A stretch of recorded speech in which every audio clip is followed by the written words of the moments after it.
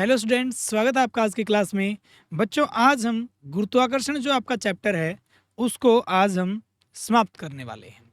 जो आज आपका लास्ट टॉपिक है इस चैप्टर का वो है आपेक्षिक घनत्व, और उसके बाद हम इनके सांख्यिक प्रश्न करेंगे। जो आपके उदाहरण वगैरह दे रखे हैं वो सारे आज हम कवर कर लेंगे।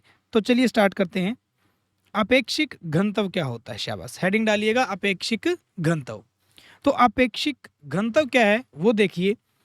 किसी भी पदार्थ का अपेक्षिक घनत्व किसी पदार्थ का होता है, और किसी भी पदार्थ का अगर अपेक्षिक घनत्व निकालना है तो उसके घनत्व को आप डिवाइड कर दीजिए किससे? जल के घनत्व से। किसके घनत्व से? जल के घनत्व से। तो हम कुछ ऐसे बताएंगे कि अपेक्षिक घनत्व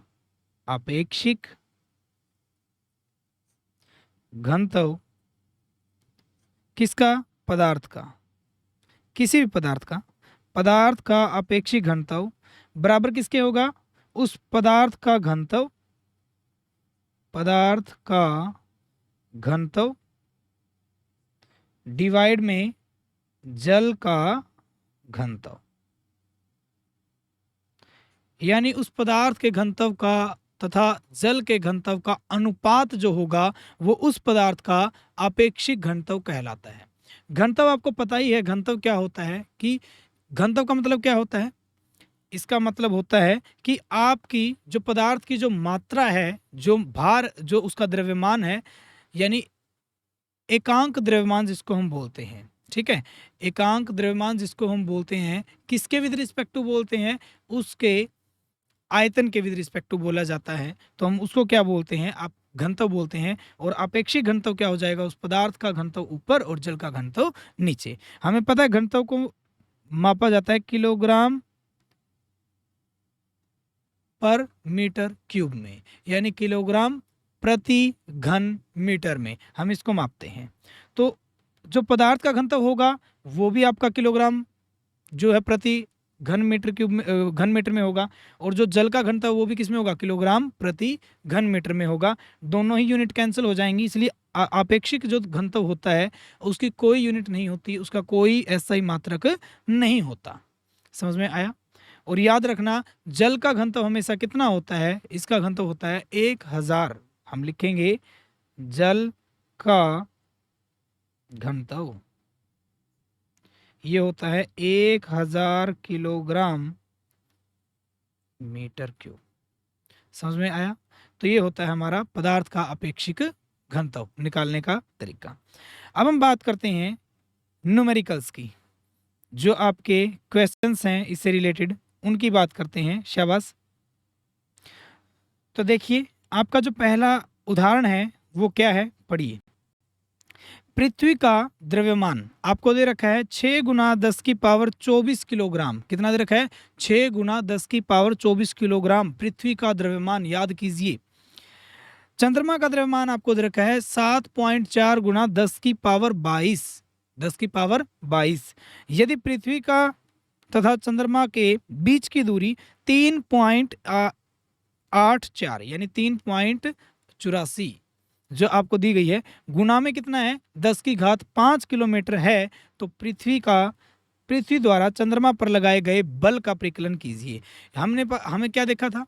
हमने ये देखा था कि जब दो, जो हमारा सिद्धांत था, सार्वत्रिक जो हमारा सिद्धांत था न्यूटन का, वो क्या था कि यदि हमारे पास क्या है? दो वस्तुएं हैं और वो एक दूसरे के ऊपर एक बल आरोपित करेंगी, और वो बल हमारा किसके बराबर होगा? उन दोनों के द्रव्यमान की गुणा के। और उसके तो क्या होता है? समानुपाती। और व्युत्क्रमानुपाती होता है उनके बीच की दूरी के स्क्वायर के, वर्ग के। और हमने देखा था, शाबाश, मान लीजिए ये पृथ्वी है, यहां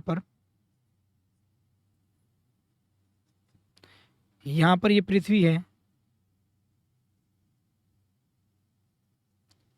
और यहां पर आपका चंद्रमा है। इनके केंद्र को मिलाने वाली रेखा इसी के सापेक्ष वो बल लगेगा, इसी के अकॉर्डिंग वो बल लगेगा ना, इसी लाइन के ऊपर। और यदि पृथ्वी इसको खींच रही है अपनी तरफ, यदि पृथ्वी इसको क्या कर रही है, बल लगा रही है, तो देखिए क्या होगा। इसका जो द्रव्यमान है वो कितना है, मैं इसको लिख रहा हूं एम ई से, मास ऑफ अर्थ, यानी पृथ्वी का जो द्रव्यमान है वो कितना दे रखा है आपको, शाबाश, ये दे रखा है आपको 6 गुना 10 की पावर 24 किलोग्राम। चंद्रमा, चंद्रमा का कितना दे रखा है, शाबाश, इसको लिख रखा हूं मैं एम एम से, मास ऑफ मून, ये हमें दे रखा है 7.4 गुना 10 की घात कितनी है, 22 किलोग्राम। और इनके बीच की जो दूरी है डी, डिस्टेंस, वो आपको दे रखी है 3.84 गुना 10 की घात 5 किलोमीटर। ये सारी चीज़ें दे रखी हैं। अब ये साफ साफ यहाँ लिखेंगे। एम ई हमें दे रखा है 6 गुना 10 की घात 24 किलोग्राम। एम एम हमें दे रखा है 7.4 गुना 10 की घात 22 किलोग्राम। और डी हमें दे रखा है 3.84 गुना 10 की घात 5 किलोमीटर। लेकिन हमें पता है कि जो डिस्टेंस होती है वो उसका ऐसा ही मात्रा किस में लेते हैं, हम मीटर में मापते हैं उसको। तो इसको मीटर में कन्वर्ट जब करेंगे 3.84 गुना 10 की घात 5, तो इसकी गुणा कर देंगे 10 की घात 3 से। क्यों? क्योंकि हमें पता है 1 किलोमीटर में हमारे कितने मीटर होते हैं, 1 किलोमीटर में हमारे 1000 मीटर होते हैं। तो ये हो गया 3.84 गुना 10 की घात होगी आपकी 8 मीटर। बदल गया। अब हम निकालते हैं बल, और जिसके लिए आपको जी का मान दे रखा है 6.7 गुना 10 की घात -11 न्यूटन मीटर स्क्वायर पर किलोग्राम स्क्वायर। तो देखिए शाबाश, एफ का हमारा फॉर्मूला होता था G M small M divide by distance का स्क्वायर, यही होता था हमारे पास। तो एफ हमारा हो गया जी, यहाँ पे वैल्यू पुट करेंगे सारी, एफ बराबर जी हमारा हो चुका है कितना था जी, जी हमारा था 6.7 गुना 10 की घात -11 गुना में एम, यहाँ पर मास ऑफ ये अर्थ है और ये मून का है, मान लीजिए ये एम से लिख दिया। मास ऑफ अर्थ यानी कि पृथ्वी का जो भार है वो कितना है, 6 गुना 10 की पावर 24 गुना में किसका द्रव्यमान, चंद्रमा का द्रव्यमान 7.4 गुना 10 की घात 22, और डिवाइड में पूरे के इसकी ये डिस्टेंस जो बनी इसका स्क्वायर है ना, तो 3.84 गुना 10 की घात 8 सारे का स्क्वायर। अब हम इसको सोल्व करते हैं, शाबाश। देखिएगा, तो हमें पता है, थोड़ा सा इसको यहाँ देखिए, अब हमें पता है कि ये 6.7 हो गया, ये 6 हो गया, और ये 7.4, इनको मैंने आगे लिख दिया। जो घात है वो आपको पता है गुना करते समय जुड़ जाती हैं। तो यहाँ पर 24 थी, यहाँ पर 22 थी, टोटल कितनी होगी हमारी, ये 46 होगी, और माइनस के 11, तो कितनी रह गई 10 की पावर 35 बटे, नीचे देखिए स्क्वायर है तो मैं 3.84 को 2 बार लिख दूं क्योंकि स्क्वायर है, और जब 10 की घात 8 और उसका फिर से स्क्वायर करोगे तो ये हो जाएगी 10 की घात 16। समझ गए? अब ध्यान से देखिए, इनके पॉइंट नीचे उतार लीजिए, ये हो गया 67 गुना 6 गुना, और डिवाइड में हमारे कितने हैं 384। मैंने क्या किया, इनके जो पॉइंट आएंगे इसके भी डिवाइड में 100 आएगा, इसके भी 100 आएगा, वो पलट के चला जाएगा ऊपर, और इन दोनों के पॉइंट जो आएंगे 100 वो आ जाएगा नीचे, और 16 जो है ये ऊपर जाके जब चला जाएगा गुना में तो ये घात हो जाएगी माइनस की, और 35 में से 16 को माइनस कर देंगे हम, ये बन गया आपका 10 की घात 19। समझ में आया? अब हम बात करते हैं, देखिए 100 से 100 कैंसिल हो गया। अब हम इस सारे को जब भी सोल्व करेंगे तो ये बनेगा हमारा 2.02 गुना 10 की घात 20 न्यूटन। इतना हमारा वो बल लगाएगी पृथ्वी उस चंद्रमा के ऊपर। समझ में आया? तो इतना बल वो लगाती है चंद्रमा के ऊपर। हो जाएगा, आगे बढ़ते हैं, शाबाश। दूसरा प्रश्न देखिए क्या है।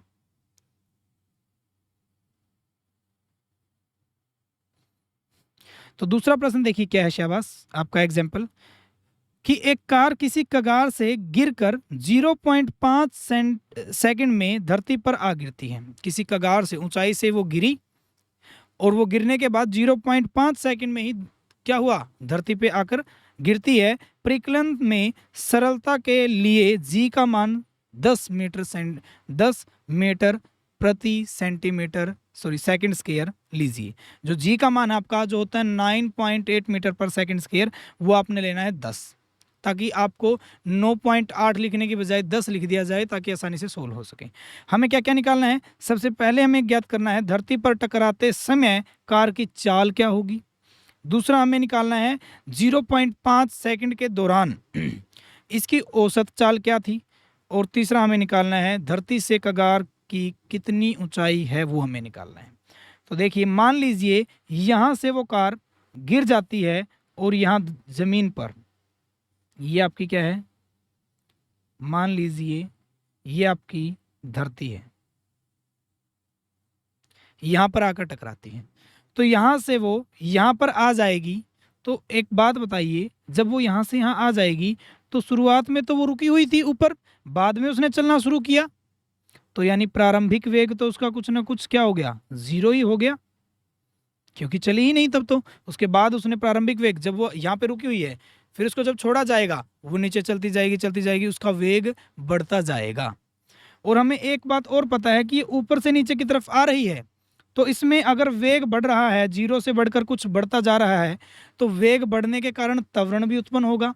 और जब वो किसमें, सिर्फ और सिर्फ गुरुत्वाकर्षण बल के कारण, सिर्फ पृथ्वी के बल के कारण ही ऊपर से नीचे आ रही है, या फिर वो किसमें है, मुक्त पतन में है, अपने आप गिर रही है वो, तब उसके ऊपर जो त्वरण, उसमें जो त्वरण उत्पन्न होता है उसको बोला जाता है गुरुत्वीय त्वरण। यानी जो ए यहाँ पर जो उत्पन्न होगा वो किसके बराबर होगा, जी के।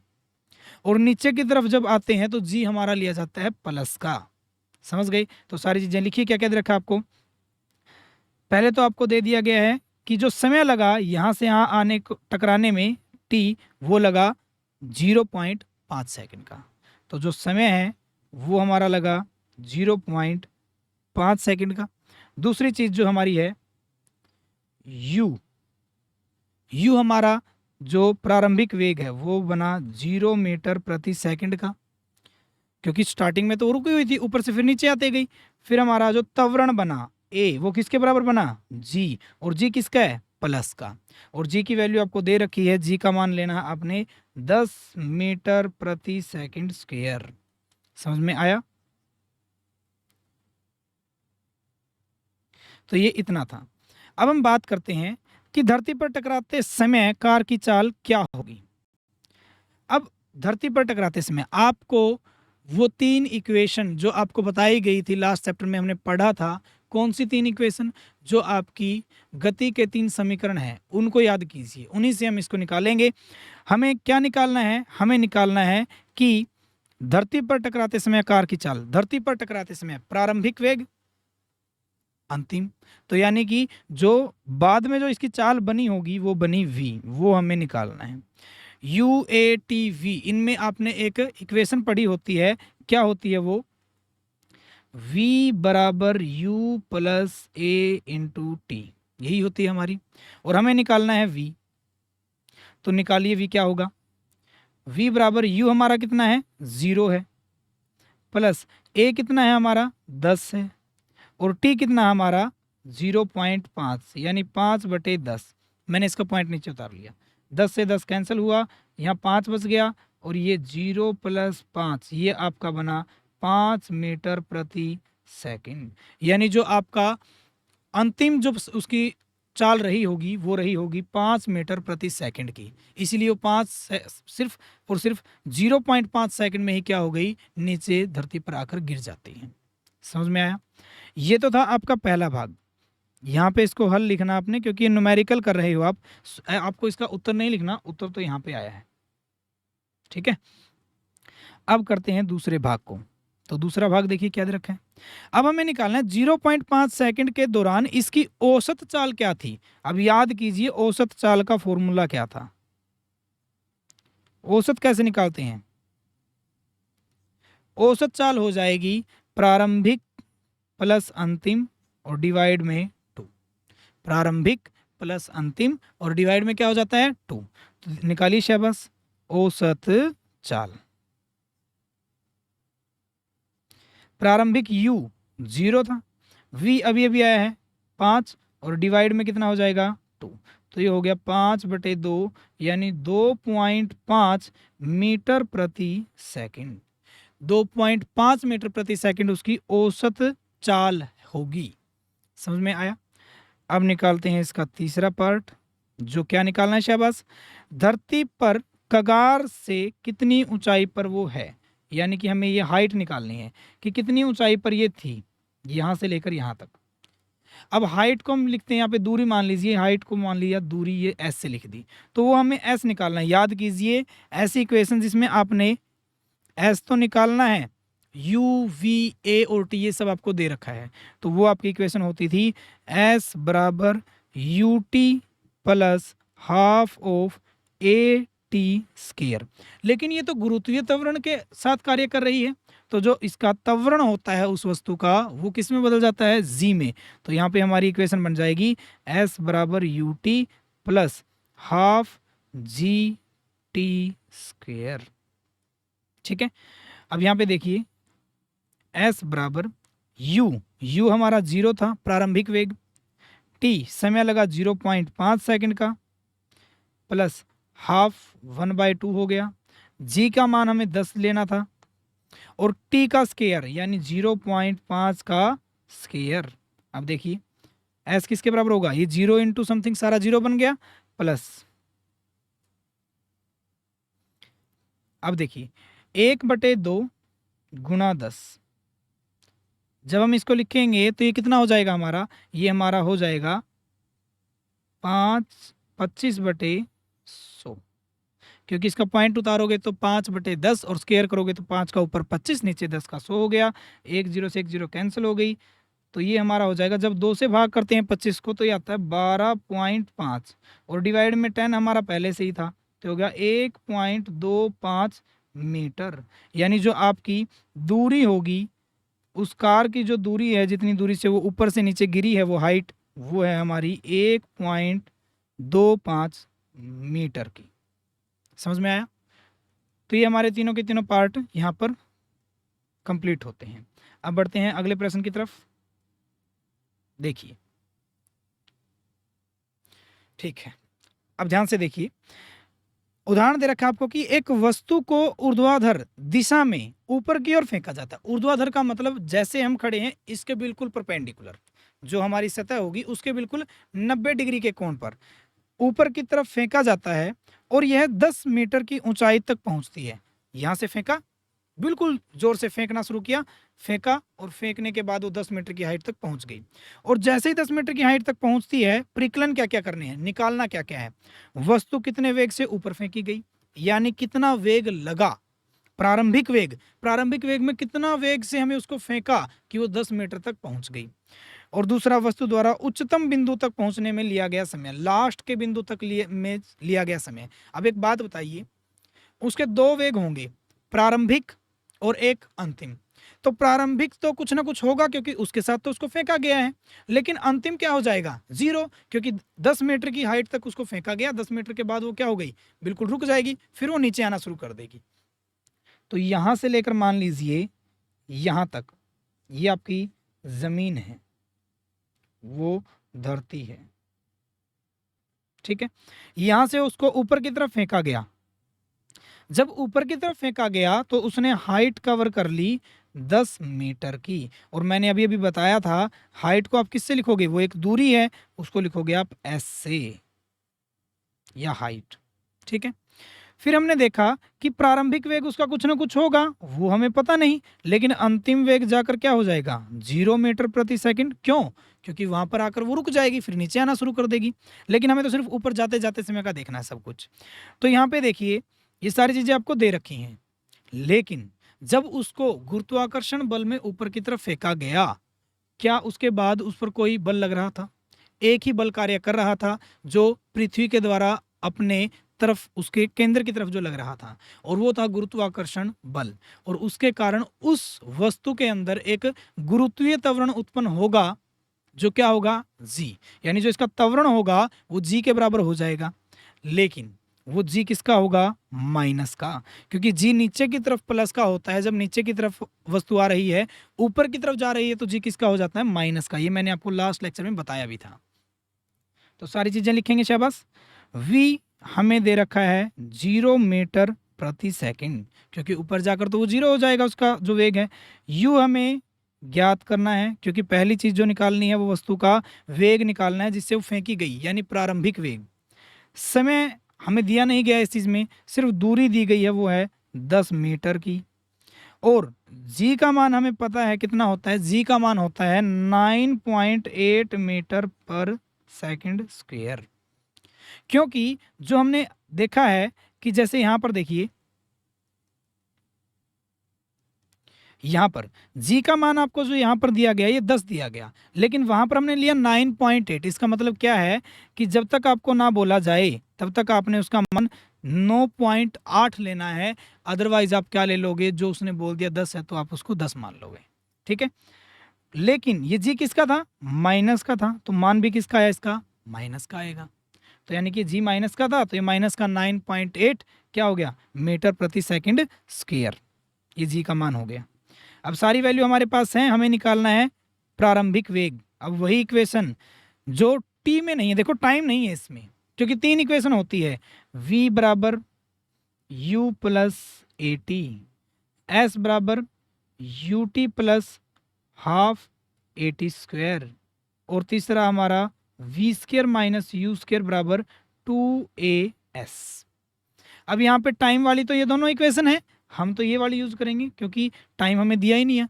तो यहाँ पे क्या करेंगे हम, 2as बराबर V square minus U square, हम दोनों तरफ लिख सकते हैं, दोनों बराबर हैं। सारी वैल्यू इसमें पुट कीजिए, 2 गुना ए का मान कितना है, ए का मान, ए का मान, ए क्या है यहाँ पे त्वरण, तो यहाँ पे क्या हो जाएगा, जी हो जाएगा।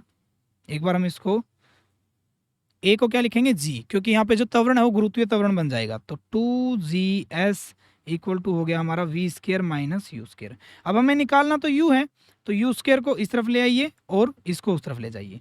यू स्क्र इस तरफ आके प्लस का हो गया, वी स्क्र यू का यू, और 2GS उस तरफ जाके किसका हो गया, माइनस का, ठीक है। अब आगे देखिए, ये हम इसका पहला पार्ट निकाल रहे हैं, यू स्क्र v का स्केयर, v का स्केयर कीजिए, v था 0, 0 का स्केयर कितना रहेगा 0, माइनस 2 गुना g का मान, g का मान है माइनस का 9.8 गुना s, s का मान है आपका 10 मीटर, ये मैंने 10 रख दिया, समझ में आया।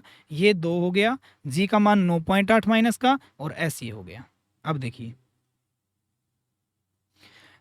अब ये बचेगा हमारा माइनस का 2 गुना माइनस के 9.8 का मैंने क्या किया, पॉइंट नीचे उतार लिया, कोई फर्क नहीं पड़ेगा, 10 से 10 कैंसिल हुआ, माइनस से माइनस कैंसिल हो जाएगा, और दोनों की मल्टीप्लाई कीजिए, ये हो गया आपका 8 दूनी 16, 9 दूनी 18 और 1 19, ठीक है।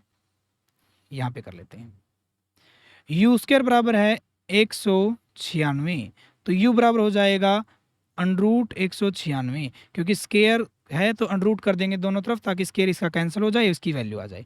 यू हमारा हो गया, ये किसका अंडरूट होता है, 14 का, तो ये हो गया 14 मीटर प्रति सेकंड। इतने प्रारंभिक वेग के साथ उसको फेंका गया था, ताकि तब उसने क्या किया, 10 मीटर की डिस्टेंस कवर कर ली थी ऊपर की तरफ, समझ में आया।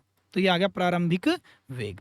अब हम निकालते हैं इसका जो दूसरा पार्ट है, जो क्या दे रखा आपको, कि वस्तु द्वारा उच्चतम बिंदु तक पहुंचने में लिया गया समय, यानी यहां से यहां पहुंचने में, यहां से यहां पहुंचने में लिया गया समय निकालना है। तो समय के लिए 2 इक्वेशन हमें दे रखी है, पहली यूज कीजिए, दूसरी यूज कीजिए, आपकी मर्जी है। हम पहली लगा लेते हैं जो आसान है, v बराबर u प्लस ए टी, लेकिन v बराबर u प्लस जी टी हो जाएगा, क्योंकि हमारा a यहाँ पे क्या है, g के बराबर है। हमें तो टाइम निकालना है, v कितना है शाबाश, v हमने देखा 0, u हमारा अभी अभी आया है 14 मीटर प्रति सेकंड, प्लस g का मान है माइनस का 9.8, और गुना में आ गया t। 14 देखिए, 0 बराबर 14, ये आगे माइनस की प्लस की गुणा होकर माइनस हो जाएगा 9.8 गुना में टी, ये वैल्यू इस तरफ आके प्लस की हो जाएगी, तो ये हो गया 9.8 टी बराबर हो गया 14, और टी का मान आया 14 डिवाइड बाय 9.8। इसको सोल्व करेंगे, इसका जो पॉइंट है जब उतारेंगे वो पलट के ऊपर चला जाएगा ना, तो ये आ जाएगा 10 ऊपर। अब इसको कैंसिल कर दीजिए, ये आ गया 10 और डिवाइड बाय कितना आ गया 7।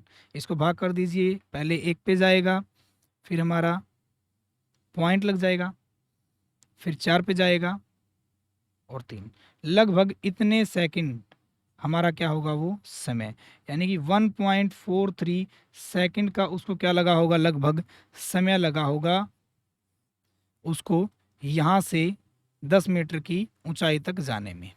समझ में आया? आगे बढ़ें। ओके, आगे बढ़ते हैं। आसान सा आपका एक एग्जाम्पल है, आप खुद भी कर सकते हैं। देखिए क्या है कि एक वस्तु का द्रव्यमान है 10 किलोग्राम का, तो पृथ्वी पर उसका भार क्या होगा। अब हमें पता है कि भार और द्रव्यमान दोनों में क्या डिफरेंस था। भार जो होता है, भार भार एक बल होता है, और भार को हम लिखते थे m गुणा जी के साथ, क्योंकि F हमारा होता है गति के द्वितीय नियम के द्वारा F बराबर ma, और जो हमारा पृथ्वी बल लगाती है वही तो भार होता है। किसी वस्तु पे लगाया गया बल वही उसका भार बनेगा, तो वो बल लगाएगी, लेकिन पृथ्वी के कारण ये जो गुरुत्वाकर्षण के कारण जो उसका जो त्वरण है होगा उस वस्तु का, वो गुरुत्वीय त्वरण में बदल जाएगा, जी हो जाएगा। तो कभी भी अगर हमें भार निकालना है तो हम क्या करेंगे, उसके द्रव्यमान की गुणा कर देंगे जी के साथ। जी का मान होता है 9.8। क्यों? क्योंकि हमें देर जो रखा है m दे रखा है, उसका द्रव्यमान 10 किलोग्राम का, जी हमें पता है 9.8 मीटर प्रति सेकंड स्क्वायर। यहाँ पे वैल्यू पुट कीजिए, तो भार हो जाएगा हमारा 10 गुना, इसका पॉइंट नीचे उतारेंगे तो 10 से 10 कैंसिल हुआ, ये बन गया 98 न्यूटन, क्योंकि एक भार न्यूटन में मापा जाता था, मैंने आपको बताया था। तो भार जो आपका बना वो बना 98 न्यूटन का। समझ में आया? ये आपका था आंसर। ठीक है, ऐसे करना था। अब हम आगे बढ़ते हैं, अगले प्रश्न देखिए। अब पांचवा जो आपका एग्जाम्पल है वो क्या कहता है, स्टेटमेंट पढ़िए। एक वस्तु का भार पृथ्वी की सतह पर मापने पर 10 न्यूटन आता है। क्या लिया? वस्तु का भार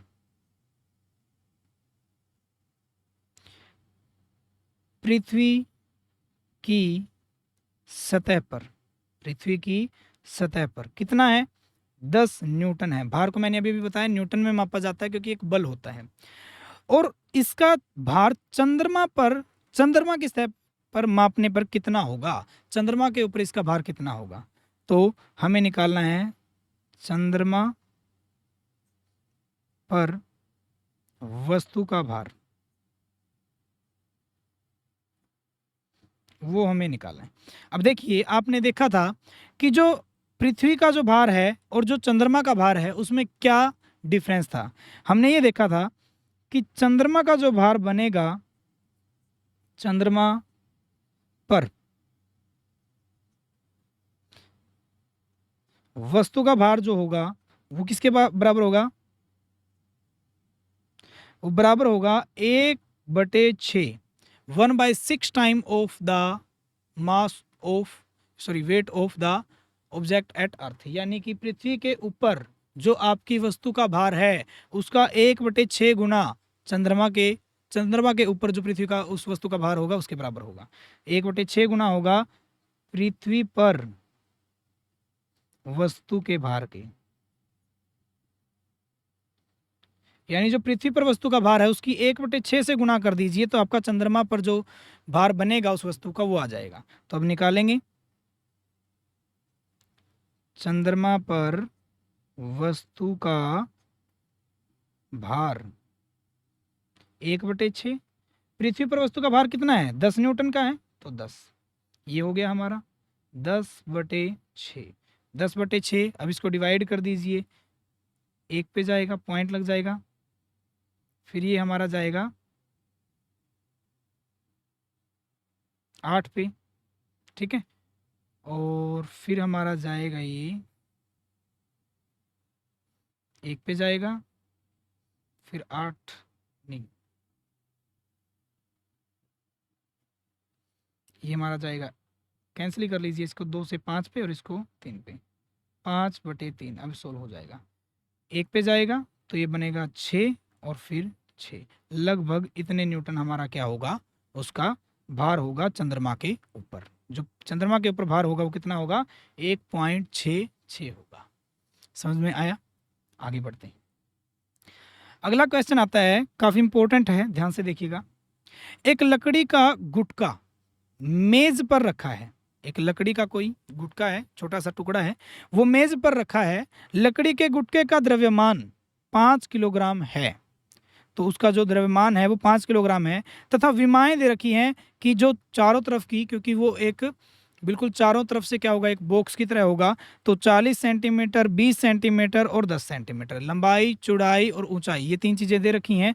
लकड़ी के गुटके द्वारा मेज पर लगने वाले दाब को ज्ञात कीजिए यदि निम्नलिखित विमाओं को सतह मेज पर रखी जाती है। हमें पता है कि जब एक ही, देखिए मान लिया जैसे ये पेन है, अब इस पेन को अगर मैं यहाँ पे रखूं, ठीक है, किसी भी मान लीजिए किसी भी बड़ी रोड को अगर हम यहाँ पे रखें, हमें कम द्रव्यमान, मतलब कि कम हमें उसके ऊपर प्रेशर लगेगा, हमारे जो हाथ के ऊपर प्रेशर है वो कम लगेगा।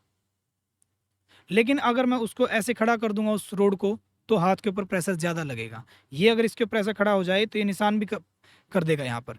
ऐसा क्यों होता है? क्योंकि जब इसके सतह का जो एरिया होता है, क्षेत्रफल, वो कम कर दिया जाए तो हमने देखा था दाब के साथ वो व्युत्क्रमानुपाती होता है, दाब बढ़ जाएगी।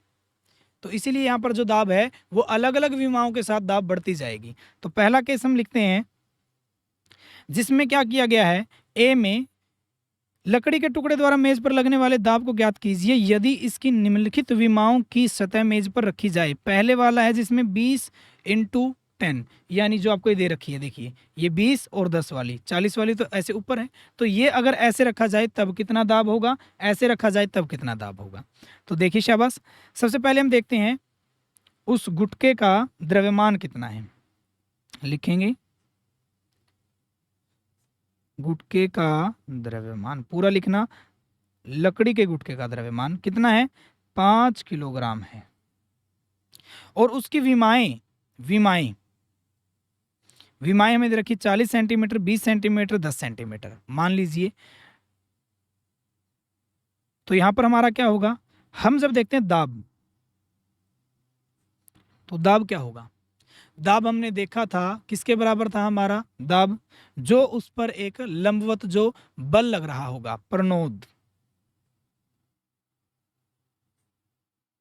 बल हो गया, और नीचे क्या होगा उसका अक्षेत्रफल।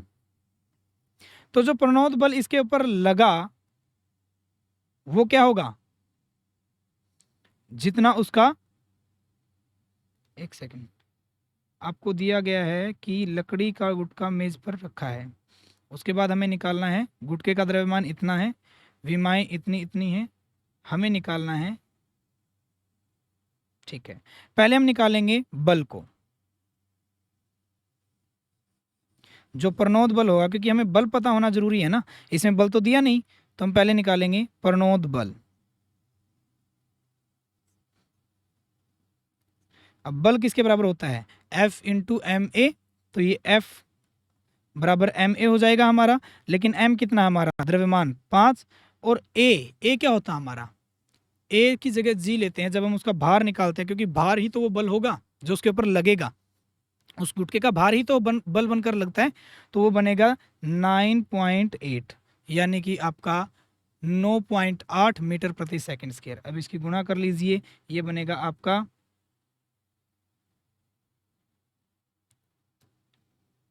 5 की 8 से गुना किया 40, और 9 की 5 से गुना किया 45, और 4 49, लगभग इतने न्यूटन का वो बल होगा। ये आ गया हमारा। अब हम निकालते हैं कि जो आपका दाब कितनी होगी। जो बल था वो ऊपर, और जो आपकी विमाएं हैं, विमाओं से क्षेत्रफल बनेगा। अब नीचे 20 गुना 10, यही एक क्षेत्रफल है, लंबाई गुना चौड़ाई होता है, तो 20 गुना 10। लेकिन एक चीज ध्यान रखिए, 20 और 10 आपके सेंटीमीटर में हैं, आपको बदलने पड़ेंगे मीटर में। तो जब 20 सेंटीमीटर को बदला जाएगा, 20 सेंटीमीटर को अलग से बता रहा हूँ, मीटर में बदला जाएगा, तो हम इसको 100 से डिवाइड कर देंगे, तो ये हो जाएगा हमारा 0.2 मीटर। उसी तरीके से हो जाएगा 0.1 मीटर, तो यहाँ हो जाएगा 0.2 गुना 0.1। ठीक है, अब देखिए, अब हम देखते हैं, ये हो गया हमारा 49 बटे 0.2 की 0.1 से गुना 0.02, यही बनेगी। और जब हम इसका पॉइंट ऊपर लेकर आएंगे निकाल कर, ये आएगा 100। ठीक है, और यहाँ से हम इसको कैंसिल कर देते हैं, 2 से कैंसिल कर देंगे इसको, 50 पे ये दाब हमारा हो जाएगा। कितना दाब आया? 0। 5 से 9 की गुना 45, 4 लगी पावर, 5 को 4 से गुना करोगे तो 20 और 4 24, इतना दाब लगेगा। और दाब को किस में लिखते थे? पास्कल में। इतने पास्कल का उसके ऊपर क्या लगेगा? दाब लगेगा। समझ में आया? अब हम देखते हैं दूसरा जो हमारा भाग है उसमें क्या कह रहा है। सिर्फ उसमें इतना फर्क होगा, दाब हमारा वही प्रणोद बल, क्योंकि उसका जो द्रव्यमान है वो तो उतना ही है, जिसकी वजह से जो बल लगेगा वो तो उतना ही लगेगा। लेकिन नीचे का जो उसका ये जो हमारा होगा, सतह पे जो हमारा एरिया बनेगा ये ज़्यादा हो जाएगा। 40 और 20 सेंटीमीटर की विमाएं उसको स्पर्श करेंगी तो ज़्यादा एरिया हो जाएगा। क्षेत्रफल ज़्यादा था तो दाब कम था, सॉरी, जो क्षेत्रफल जो था वो ज़्यादा बढ़ गया था तो दाब उतना ही क्या हो गया था? कम हो गया था। तो यहाँ पर क्या हो जाएगा? क्षेत्रफल हमारा लिखेंगे 40 गुना 20, लेकिन सेंटीमीटर में है तो 40 सेंटीमीटर को जब बदलेंगे इसको भी डिवाइड कर देंगे 100 से, 20 को जब बदलेंगे इसको भी डिवाइड कर देंगे 100 से, तो आएगा 0.4 और ये आएगा 0.2, और दाब हमारा बन जाएगा 49 डिवाइड, इन दोनों की गुना करेंगे तो आएगा 0.08। फिर वही पॉइंट पलट के ऊपर चले जाएंगे 100। ठीक है, अब इसको डिवाइड कर दीजिए, ये हमारा जाएगा, अगर हम इसको 8 से डिवाइड करते हैं तो हमारा आएगा 6 और 48 हो गया, हमारा पॉइंट लग गया 1 2 लगभग इतना, और गुना में कितना है? 100 है, लगभग हमारा 612 न्यूटन का, सॉरी पास्कल, 612 पास्कल का क्या लगेगा उसके ऊपर? पॉइंट में जब होता है एक पॉइंट, वो उसको हम नेगलेक्ट कर सकते हैं, तो ये दाब लगेगा 612 पास्कल का। समझ में आया? तो ये था आपका दोनों के ऊपर जो दाब लगेगा उसके बारे में। अब हम लास्ट क्वेश्चन देखते हैं, जो आपको मैंने लास्ट अभी फर्स्ट टॉपिक करवाया था उसके ऊपर है, अपेक्षिक घनत्व निकालना हमें, वो देखिए क्या है। तो आपको दिया गया है कि चांदी का अपेक्षिक घनत्व 10.8 है। कितना है? 10.8 चांदी का अपेक्षिक घनत्व है। याद कीजिए, चांदी का अपेक्षिक घनत्व आपको दिया गया है 10.8, और पानी का घनत्व दिया गया है, पानी का घनत्व ये दिया गया है 10 की पावर 3 किलोग्राम प्रति घन मीटर। क्यों दी? देखो, अपेक्षिक घनत्व की कोई यूनिट नहीं दे रखी क्योंकि अपेक्षिक घनत्व है। और याद कीजिए, मैंने आपको फॉर्मूला बताया था, किसी पदार्थ का अपेक्षिक घनत्व किसके बराबर था? अपेक्षिक घनत्व बराबर था, कौन सा पदार्थ है यहाँ पर? चांदी है, तो चांदी का अपेक्षिक घनत्व बनेगा उस पदार्थ का घनत्व, चांदी का घनत्व ऊपर, और नीचे जल का घनत्व। नीचे क्या होता है? जल का घनत्व। तो उस पदार्थ का वो अपेक्षिक घनत्व बन जाता है। हमें क्या निकालना है? हमें तो उस SI मात्रक में चांदी का घनत्व निकालना है। अब चांदी का घनत्व जब यहाँ से निकालोगे तो जल का घनत्व इस तरफ आ जाएगा, तो चांदी का जो घनत्व बना, चांदी का घनत्व वो बराबर किसके होगा? वो बराबर होगा चांदी का आपेक्षिक घनत्व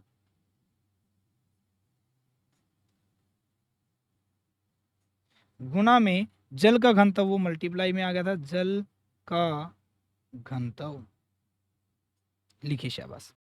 तो चांदी का घनत्व हमारा आएगा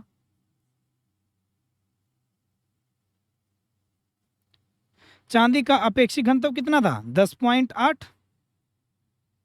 गुना जल का घनत्व कितना था 10 की पावर 3 था, 10.8 था, 10 की पावर 3 था। और इतना कर दीजिए, आप इसको सोल्व कर लीजिए, ये आपका बनेगा 1000, क्योंकि इसका पॉइंट जब नीचे उतारेंगे और ये हमारा 1000 हो जाएगा, 10 से 10 कैंसिल हो गई, चांदी का घनत्व आया